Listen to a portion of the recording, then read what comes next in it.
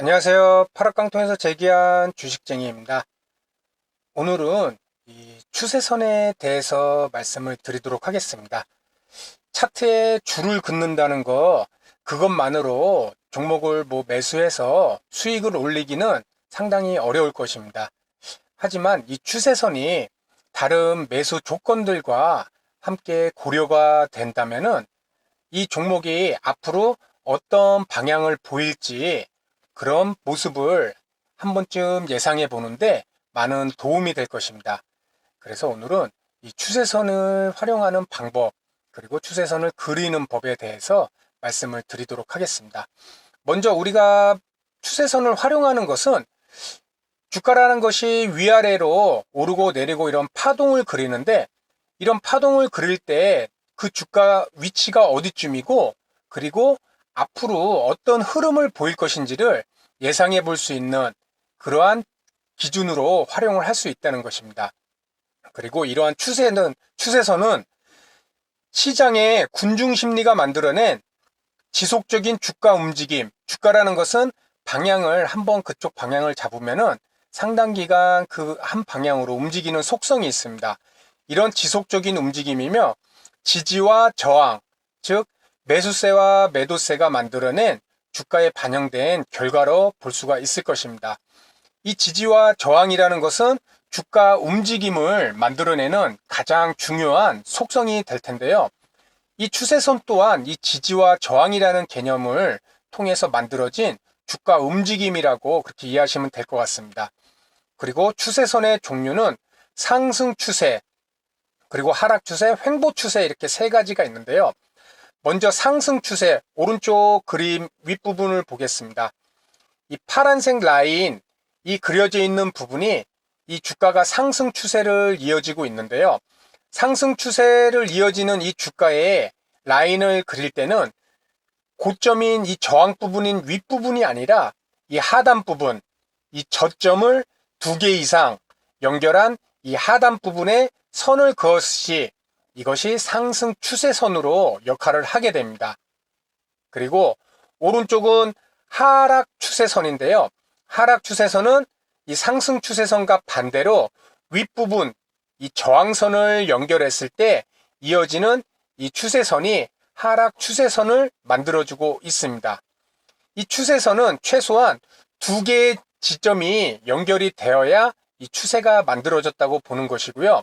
이 추세선이 연결되는 지점이 많으면 많을수록 그 추세선이 강하다고 우리는 볼 수가 있는 것입니다.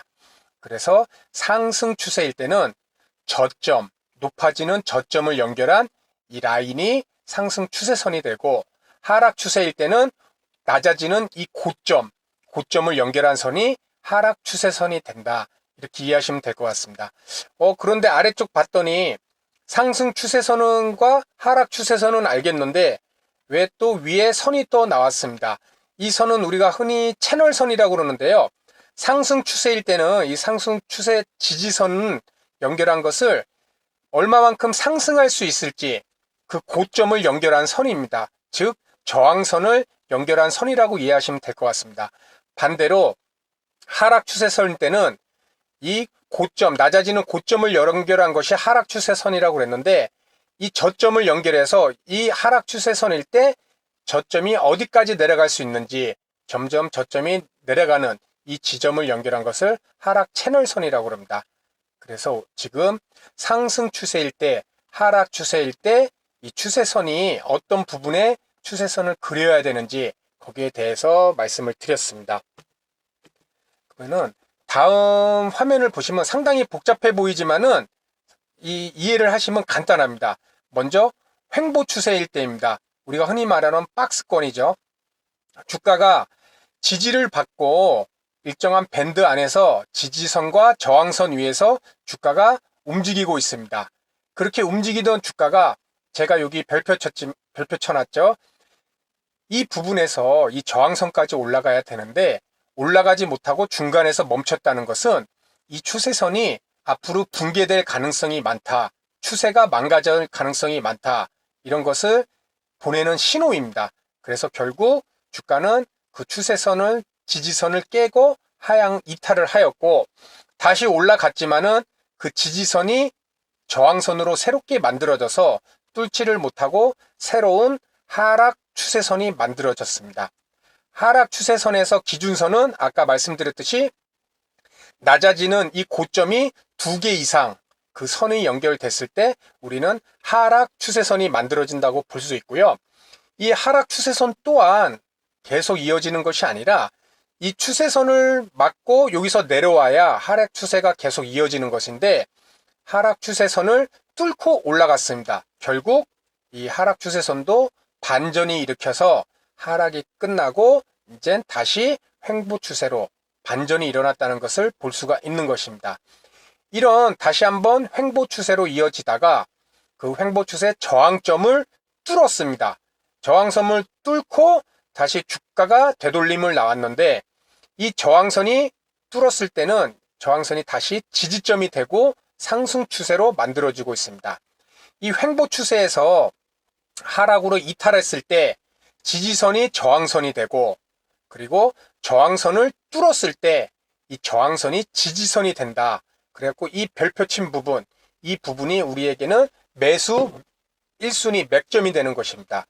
이렇게 해서 다시 주가는 상승 추세, 즉 저점을 2개 이상 연결한 이 상승 추세를 만들면서 주가는 상승을 계속하는 것입니다.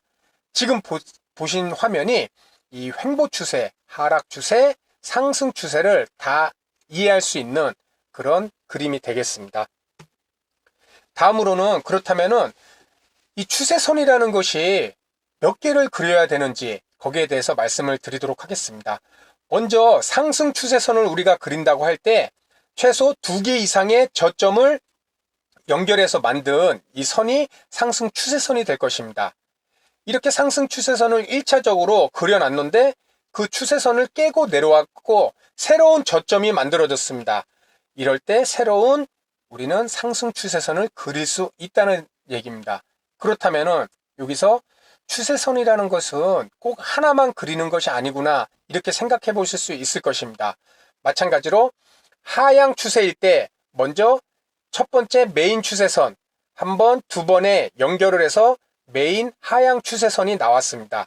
하지만 그 주가가 이 하향 추세선에 미치지 못하고 새로운 2차 하향 추세선을 우리는 그려볼 수 있다는 것입니다. 그래서 2차 추세선에서 오히려 저항을 맞고 계속 주가가 떨어지는 경우를 볼 수가 있습니다.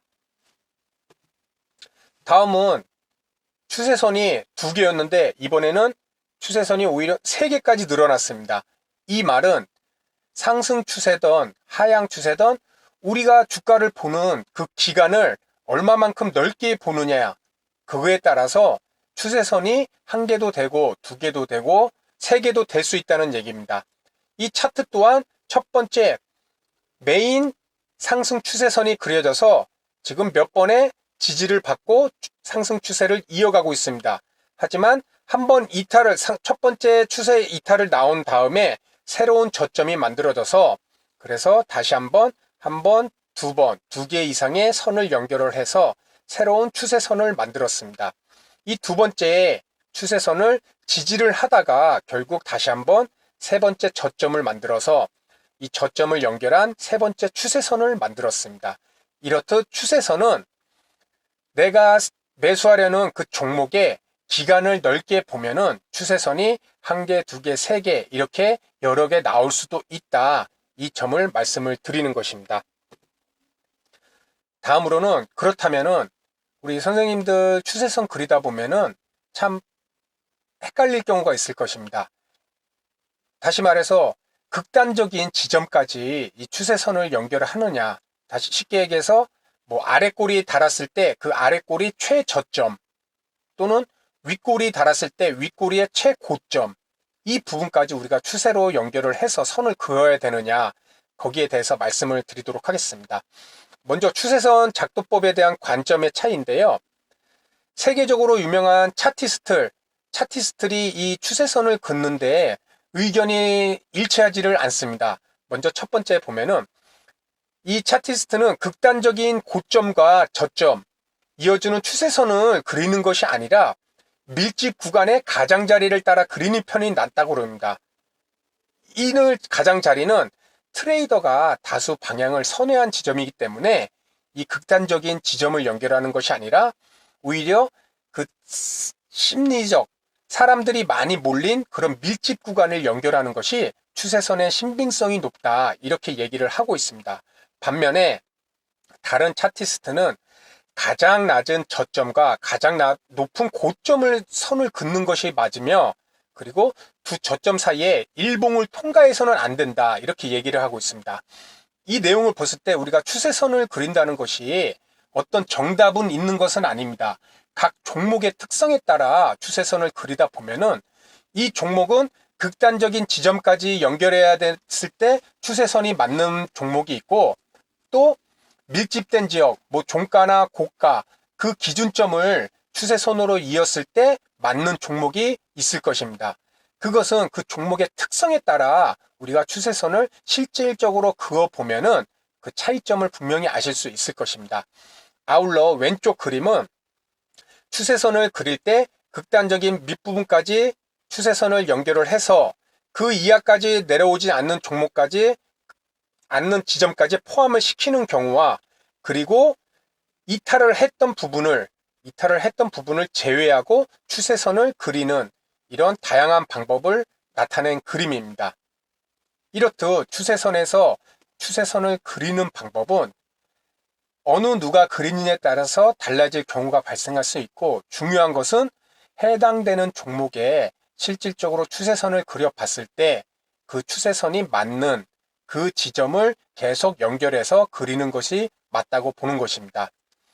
아울러 이런 추세선이 붕괴될 때 일어나는 현상이 있습니다. 이 부분이 매우 중요한 부분인데요. 상승 추세일 때 추세선이 붕괴되는 전조현상이 일어날 때 우리는 매도로 대응해야 될 것입니다.